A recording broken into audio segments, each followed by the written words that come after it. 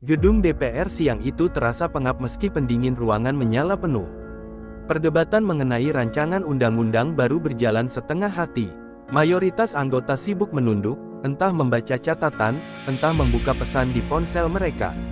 Hingga tiba-tiba seorang perempuan dengan kerudung sederhana berdiri dari kursinya, membuat riuh kecil di tengah ruang sidang.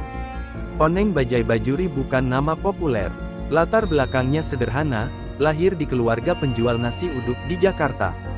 Banyak yang meremehkannya, menganggap ia sekadar pelengkap dalam parlemen. Namun, saat ia mengangkat mikrofon hari itu, nada suaranya membelah keheningan seperti pisau tajam yang menghantam meja kaca. Kalau kita terus-terusan diam, aset negara bakal habis dimakan maling berdasi. Serunya lantang. Ucapannya membuat beberapa politisi senior yang tadi sibuk menulis langsung mendongak. Ruang sidang yang biasanya penuh basa-basi tiba-tiba dipenuhi sorot mata yang tak sabar mendengar kelanjutan kata-katanya. Oneng tidak berhenti. Ia berbicara dengan bahasa yang lugas, tanpa retorika berbelit.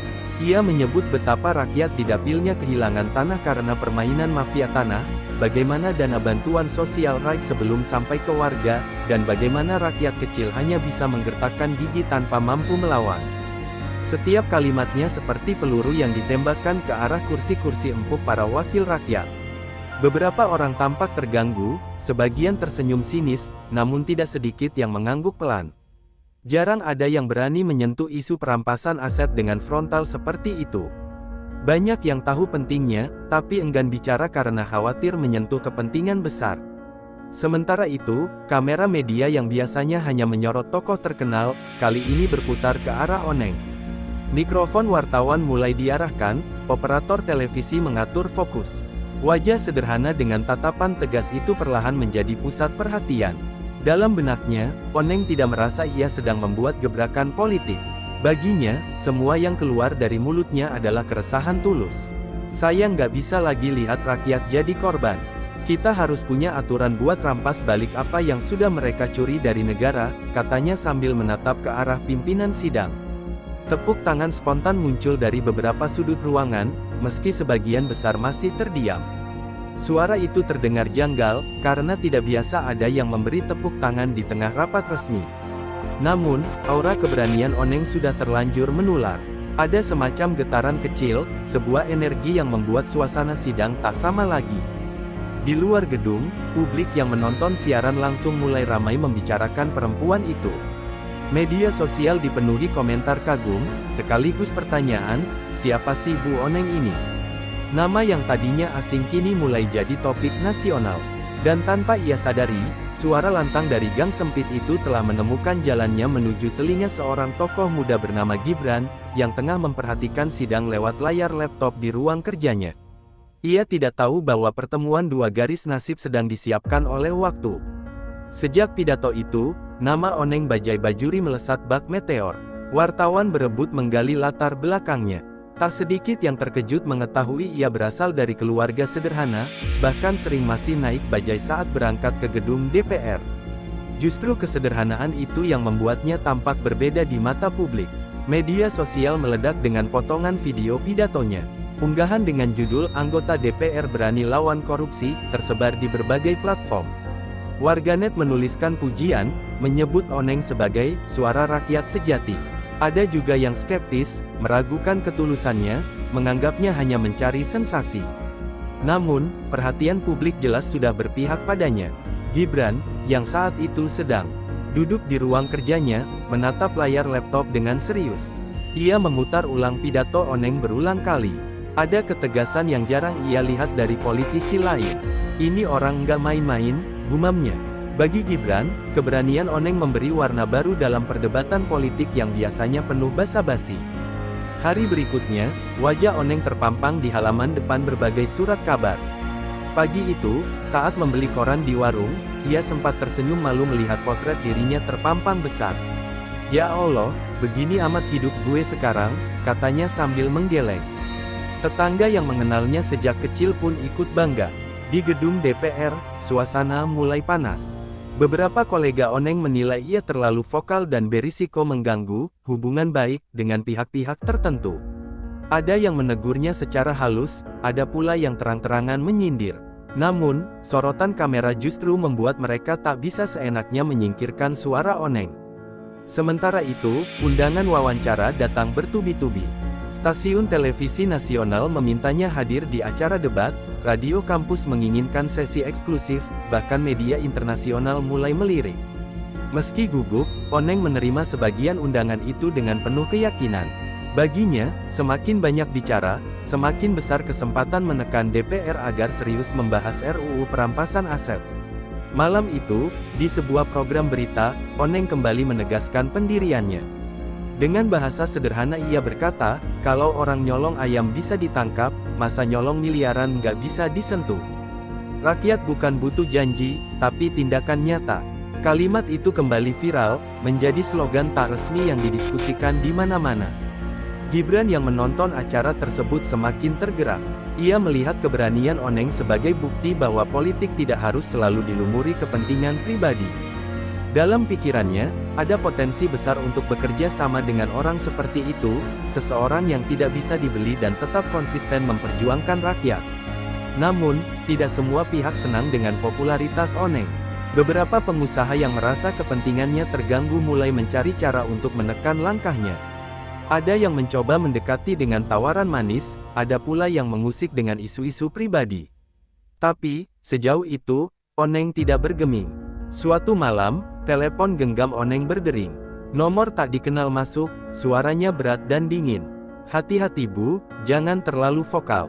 Bisa berbahaya." Oneng sempat terdiam, lalu menjawab dengan nada berani, "Gue udah biasa susah, kalaupun harus susah lagi demi rakyat, ya biar aja."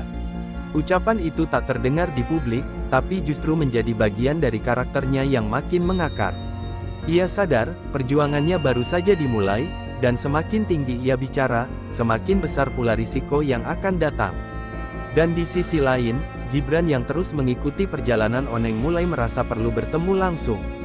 Ada sesuatu dalam sosok perempuan itu yang membuatnya yakin, masa depan politik Indonesia bisa lebih bersih bila orang seperti Oneng diberi panggung lebih besar.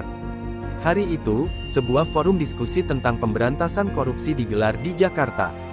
Para tokoh muda, akademisi, aktivis, dan beberapa anggota DPR hadir untuk memberi pandangan.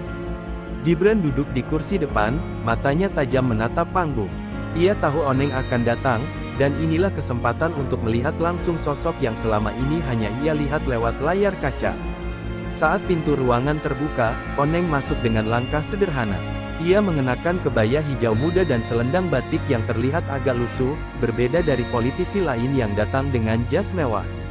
Namun justru kesederhanaan itu membuat banyak orang memperhatikannya. Sorot kamera pun segera menyorot ke arahnya. Acara berlangsung dengan serius. Beberapa pembicara berbicara panjang lebar dengan istilah akademis, membuat sebagian audiens terlihat bosan. Ketika giliran Oneng tiba, suasana berubah. Ia berbicara dengan bahasa sehari-hari, penuh contoh nyata, dan lugas. Kalau koruptor nggak bisa disentuh, itu tandanya negara kita sudah sakit. Kita harus berani sembuhin, meski obatnya pahit, ucapnya. Ruangan seketika kembali hidup. Gibran mendengarkan dengan penuh perhatian. Ia tidak hanya mendengar kata-kata, tapi merasakan energi yang memancar dari cara Oneng bicara. Ada ketulusan, ada keberanian, ada sesuatu yang tidak bisa dibuat-buat. Dalam hati, ia merasa semakin yakin bahwa perempuan ini memang membawa warna baru di dunia politik. Setelah sesi diskusi selesai, Gibran berdiri menghampiri Oneng. "Selamat sore, Bu Oneng. Saya Gibran," ucapnya sambil menjabat tangan. Oneng tertegun sebentar, lalu tersenyum lebar. "Oh, Mas Gibran, saya sering dengar nama sampeyan. Nggak ngangka bisa ketemu langsung." Percakapan singkat itu berlanjut di sudut ruangan. Oneng bercerita bagaimana ia sering melihat warga kecil ditindas oleh permainan aset dan mafia tanah. "Saya ini cuma orang kecil, Mas. Tapi saya nggak rela rakyat terus diinjak. Itu aja motivasi saya," katanya dengan suara serak. Gibran mengangguk pelan. "Justru orang kecil yang berani itu luar biasa, Bu. Banyak politisi pintar, tapi nggak punya keberanian. Bu Oneng punya keduanya, keberanian dan kejujuran." Oneng terdiam sebentar, wajahnya tampak sedikit tersipu, meski ia mencoba menutupi dengan tawa kecil. Di tengah kerumunan, beberapa jurnalis sempat memotret momen pertemuan itu. Foto mereka berjabat tangan langsung tersebar di media sosial. Banyak warganet yang menafsirkan pertemuan itu sebagai sinyal awal kerjasama politik. Namun di balik senyum itu, Oneng masih menyimpan keraguan. Ia sadar bahwa mendekat dengan figur sebesar Gibran bisa memunculkan komentar sinis.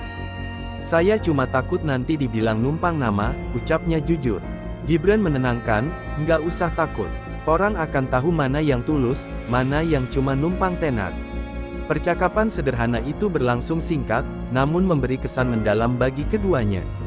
Oneng pulang dengan hati lega karena menemukan sekutu, sementara Gibran pulang dengan tekad lebih kuat untuk mendukung perjuangan RUU perampasan aset. Malam itu, berita tentang forum diskusi langsung menghiasi layar televisi.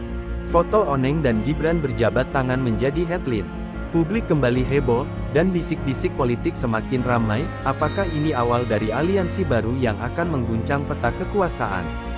Ketenaran Oneng setelah bertemu Gibran membuatnya semakin jadi sorotan. Di satu sisi, rakyat mulai menaruh harapan besar padanya. Namun, di sisi lain, lawan-lawan politik merasa perlu mencari celah untuk meredam keberaniannya. Godaan pertama datang dalam bentuk ajakan makan malam dari seorang pengusaha besar yang sudah lama dikenal dekat dengan lingkaran parlemen. Di sebuah restoran mewah di pusat kota, Oneng duduk berhadapan dengan pria berjas hitam itu. Hidangan mahal berjejer di meja, tapi Oneng hanya memandangnya tanpa selera. Sang pengusaha berkata dengan nada halus, "Bu Oneng, kami kagum dengan keberanian Ibu. Tapi, kalau Ibu terlalu vokal, banyak pihak yang terganggu. Bagaimana kalau kita kerja sama? Ibu bisa tenang, rakyat tetap dapat bantuan, dan semuanya berjalan mulus." Oneng mengernyit. Ia tahu maksud dari kerjasama itu adalah uang dan fasilitas. Dengan nada tenang, ia menjawab, "Pak, saya masuk DPR bukan buat dapat makan enak. Saya sudah kenyang sama nasi uduk dari kecil. Saya nggak bisa dibeli." Kata-katanya tegas, membuat suasana meja makan berubah kaku. Pengusaha itu tersenyum kecut, lalu mencoba lagi dengan kalimat lebih licin. "Ibu pikirkan saja, kadang kalau terlalu keras, bisa berbahaya. Kami hanya ingin Ibu nyaman." Namun Oneng tetap bergeming. Ia berdiri, meninggalkan ruangan dengan langkah mantap, meski di hatinya ada sedikit rasa was-was.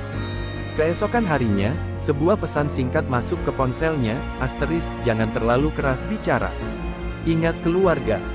Oneng membaca pesan itu berulang kali, lalu menghela napas panjang. Ketakutan sesaat menyelinap, tapi ia tahu kalau ia mundur sekarang, semua perjuangannya akan sia-sia. Di tengah tekanan itu, Gibran kembali menghubunginya. Mereka bertemu di sebuah kafe sederhana, jauh dari keramaian. "Saya dengar Ibu mulai diganggu," ujar Gibran. Oneng mengangguk pelan. "Namanya juga politik, Mas. Banyak yang nggak senang. Tapi saya sudah janji sama rakyat, nggak akan mundur." Gibran menatapnya dengan serius. "Keberanian Ibu penting. Justru karena banyak yang takut, suara Ibu jadi lebih berarti. Jangan pernah goyah. Kalau Ibu jatuh, rakyat ikut kehilangan harapan." Kata-kata itu memberi semangat baru bagi Oneng. Ia merasa tidak sendiri, ada sekutu yang siap mendukung. Namun, tekanan tidak berhenti di situ. Beberapa rekan sesama anggota DPR mulai menjauh. Ada yang terang-terangan menyindirnya sebagai cari panggung. Ada pula yang menyebarkan isu miring tentang masa lalunya. Oneng hanya bisa menanggapi dengan senyum, meski dalam hati ia tahu fitnah itu bisa menjatuhkannya kapan saja. Di rumah, keluarganya mulai cemas. Suaminya meminta Oneng berhati-hati, anak-anaknya mendengar bisikan aneh dari tetangga. "Bu, kalau nanti ada apa-apa gimana?" tanya anak sulungnya dengan nada takut. Oneng mengusap kepala anaknya, lalu berkata, "Kalau Ibu diam, justru lebih bahaya. Percaya sama Ibu, ya." Hari-hari berjalan semakin berat, tetapi dukungan rakyat di luar sana justru kian deras. Spanduk dukungan mulai bermunculan di jalan-jalan, tulisan tangan sederhana di kertas karton berisi kalimat semangat, "Bu Oneng, jangan mundur." Itu semua jadi bahan bakar baru bagi tekadnya. Dalam hatinya, Oneng sadar bahwa perjuangan ini bukan lagi sekadar soal RUU perampasan aset. Ini sudah berubah menjadi simbol perlawanan rakyat kecil terhadap kekuasaan yang kotor. Dan meski godaan serta ancaman terus datang, ia tahu langkahnya tidak boleh berhenti. Malam itu, sambil duduk di teras rumah sederhana, Oneng menatap langit Jakarta yang penuh cahaya lampu. Ia berbisik pada dirinya sendiri, kalau suara gue bisa bikin maling berdasi gelisah, berarti gue sudah di jalan yang benar. Hari sidang paripurna berikutnya menjadi momentum penting. RUU perampasan aset resmi masuk agenda utama. Ruang rapat dipenuhi wartawan, kamera televisi berderet di belakang kursi. Semua mata tertuju pada wajah-wajah politisi yang selama ini jarang disentuh isu serius. Dan di tengah sorotan itu, nama Oneng Bajai Bajuri kembali dipanggil untuk menyampaikan pandangannya. Oneng berdiri, langkahnya mantap meski jantungnya berdetak lebih cepat dari biasanya. Ia memandang sekeliling, melihat banyak wajah sinis, tetapi juga ada tatapan kagum dari beberapa rekan muda yang mulai terinspirasi. Ia menghela napas, lalu suara lantangnya menggema, "Kalau kita tidak berani merampas kembali aset yang dirampok, maka kita sama saja mengkhianati rakyat." Kata-katanya seketika membuat ruangan hening. Tak ada lagi yang sibuk dengan ponsel, tak ada yang bercengkerama. Semua mendengar dengan seksama. Oneng lalu menceritakan contoh nyata, tanah warga di Jakarta yang dikuasai mafia, dana bansos yang hilang sebelum sampai ke tangan penerima, dan proyek-proyek negara yang dibajak kelompok tertentu. Sorakan dukungan terdengar dari balkon atas, tempat aktivis dan mahasiswa duduk menyaksikan sidang. Mereka mengangkat poster kecil bertuliskan, "Dukung Bu Oneng, selamatkan uang rakyat." Suasana berubah panas, bahkan pimpinan sidang beberapa kali mengetukkan palu untuk meredam kericuhan. Di tengah keramaian itu, Gibran hadir sebagai tamu undangan. Ia duduk di barisan kursi tamu, wajahnya tenang, namun matanya berbinar ketika Oneng bicara. Ia tahu bahwa momen ini akan tercatat, bukan hanya dalam berita, tapi juga dalam sejarah perjalanan bangsa. Setelah menyampaikan pidatonya, Oneng kembali duduk. Tangannya gemetar, tapi wajahnya tetap tegas. Beberapa anggota DPR mendekatinya dengan nada marah, menyalahkan karena membuka aib di depan publik. Oneng hanya menatap mereka dengan dingin, lebih baik aib terbuka daripada rakyat terus menderita. Sementara itu, di luar gedung, ribuan orang berkumpul. Ada yang menonton lewat layar besar, ada yang hanya mendengarkan dari radio. Sorak-sorai terdengar ketika pidato Oneng disiarkan langsung. Rakyat kecil merasa suara mereka akhirnya benar-benar sampai ke kursi kekuasaan. Media malam itu menayangkan berita besar. Judul utama berbunyi, "Oneng Bajai Bajuri gegerkan DPR." Komentator politik menyebut keberanian Oneng sebagai fenomena baru dalam dunia parlemen. Beberapa menilai ia sedang membangun karir politik yang gemilang, tapi lebih banyak yang percaya ia hanya tulus memperjuangkan rakyat. Gibran kemudian diwawancara singkat oleh wartawan setelah sidang. Ia tidak banyak bicara, namun kalimatnya jelas, apa yang dilakukan Bu Oneng hari ini adalah bentuk integritas. Indonesia butuh lebih banyak orang seperti beliau. Ucapan itu langsung jadi kutipan viral di berbagai portal berita. Di rumahnya, Oneng duduk bersama keluarga menonton siaran ulang. Anaknya bertepuk tangan, suaminya menatap dengan bangga meski ada rasa khawatir di balik senyum. "Bu, kamu bikin semua orang bicara," katanya pelan. Oneng hanya menjawab, "Kalau rakyat bicara lewat saya, berarti saya sudah jalani tugas dengan benar." Malam itu, jagat politik gempar. RUU perampasan aset yang tadinya dipandang sebelah mata kini menjadi isu paling hangat. Dan semua berawal dari keberanian seorang perempuan sederhana yang berani berdiri melawan arus. Hari itu, sebuah forum besar digelar di Jakarta dengan tema Indonesia Bersih dari Korupsi. Tokoh-tokoh politik, akademisi, aktivis, hingga perwakilan mahasiswa hadir. Media menyiarkan acara tersebut secara langsung, karena isu RUU perampasan aset sedang menjadi topik nasional. Di antara tamu undangan, dua nama yang paling ditunggu publik adalah Gibran dan Oneng Bajai Bajuri. Ruangan penuh sesak, kamera televisi berderet, mikrofon berjajar di meja pembicara. Moderator mempersilakan Oneng untuk menyampaikan pandangannya terlebih dahulu.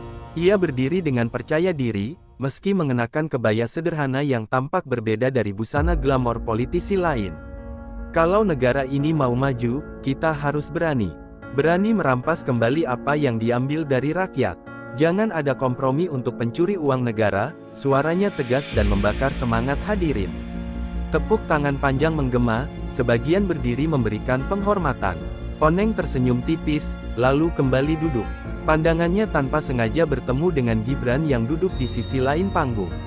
Ada rasa hormat dalam sorot mata keduanya, seolah kata-kata tak lagi diperlukan untuk menyampaikan pesan. Ketika giliran Gibran tiba, ia melangkah ke podium dengan tenang. Wartawan bersiap, kamera fokus menyorot wajahnya. Ia membuka pidatonya dengan kalimat sederhana, namun langsung menyentuh hati.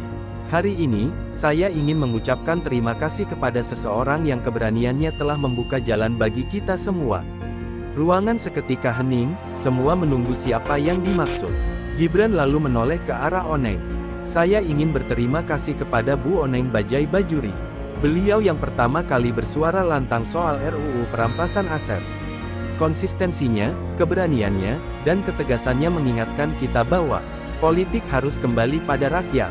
Saya percaya, selama ada orang seperti Bu Oneng, Indonesia tidak akan kehilangan harapan. Tepuk tangan bergemuruh, kali ini lebih panjang dari sebelumnya. Kamera televisi segera menyorot wajah Oneng yang terlihat berkaca-kaca. Ia menunduk sebentar, mencoba menahan emosi.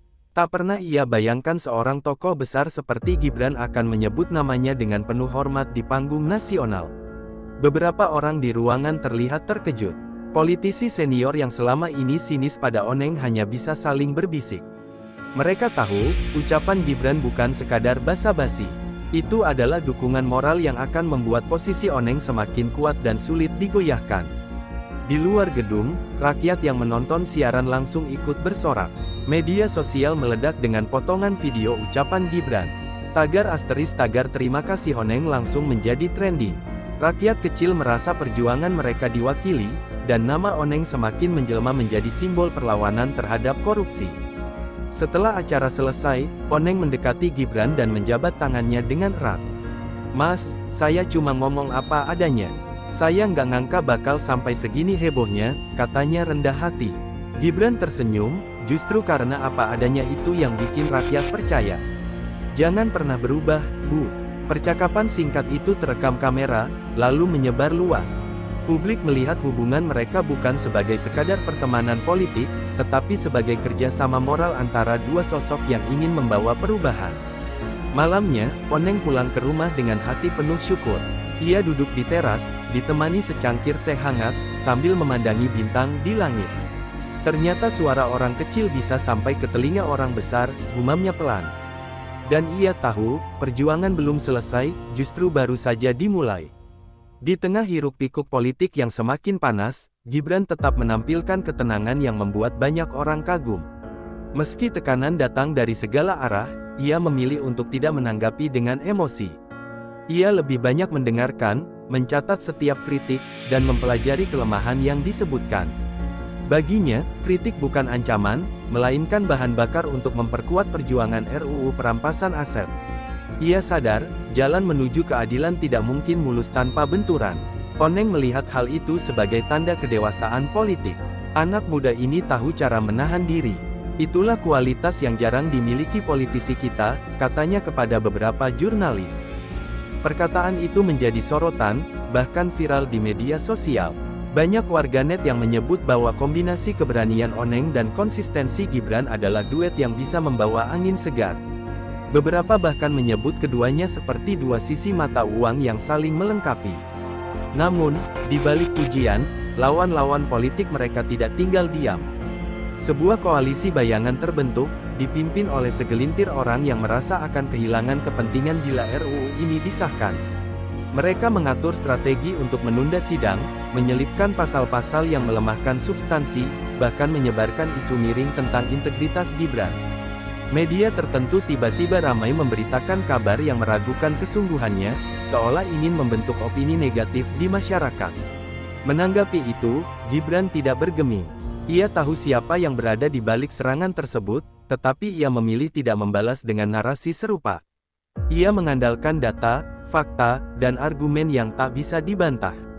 Setiap kali diberi kesempatan berbicara di forum resmi, ia menekankan bahwa rakyat sudah terlalu lama menjadi korban penjarahan harta negara. Kita tidak boleh mundur hanya karena tekanan segelintir elit, ucapnya lantang dalam salah satu rapat pleno. Oneng, yang duduk di sisi ruangan, tersenyum bangga.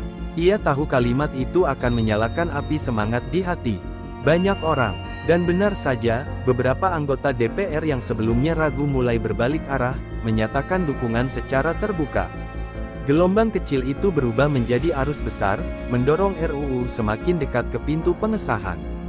Di luar gedung parlemen, masyarakat pun bergerak. Lembaga swadaya, mahasiswa, hingga kelompok masyarakat sipil menggelar aksi damai mendukung RUU. Spanduk bertuliskan asteris, aset negara bukan untuk pencuri, asteris terbentang di jalan-jalan utama Jakarta. Mereka menyanyikan yel-yel yang menyuarakan keadilan, membuat atmosfer perjuangan semakin kuat. Gibran dan Oneng melihat momentum itu sebagai bukti nyata bahwa apa yang mereka perjuangkan bukanlah sekadar agenda politik, melainkan aspirasi rakyat banyak.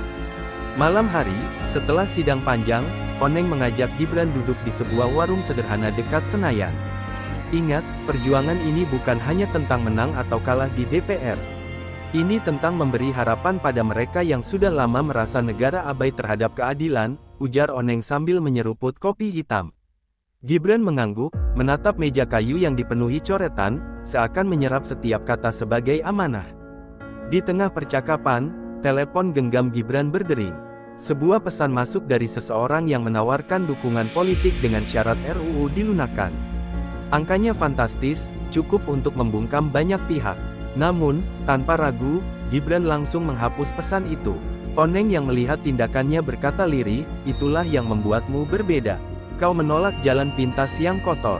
Hari-hari berikutnya, perlawanan makin keras. Ada yang mencoba menggiring isu bahwa RUU ini bisa disalahgunakan untuk kepentingan politik. Ada pula yang menyebutnya ancaman bagi iklim investasi. Namun, Gibran membalikkan semua argumen dengan tenang, menegaskan bahwa aturan ini justru akan menciptakan iklim sehat bagi para pengusaha jujur. Ia selalu menutup pernyataannya dengan satu kalimat yang kini mulai populer, keadilan bukan untuk ditawar. Oneng merasa lega, sekaligus bangga. Perjuangan panjang ini sudah melewati banyak rintangan, dan Gibran membuktikan diri sebagai sosok yang tidak mudah goyah. Bahkan, dalam hatinya, Oneng mulai yakin bahwa anak muda ini kelak bisa memegang tongkat kepemimpinan yang lebih besar. Ia hanya berbisik dalam hati, mungkin inilah awal dari sejarah baru politik negeri ini. Namun mereka juga sadar, akhir dari perjalanan ini belum tercapai. Masih ada satu ujian besar, voting di paripurna. Malam itu, keduanya duduk dalam diam, menatap langit Senayan yang penuh bintang. Gibran akhirnya berkata, apapun hasilnya nanti, kita sudah berusaha sekuat tenaga. Dan itu yang paling penting. Oneng mengangguk, menepuk bahunya, lalu berkata, sejarah akan menuliskan, siapa yang sungguh-sungguh memperjuangkan rakyat.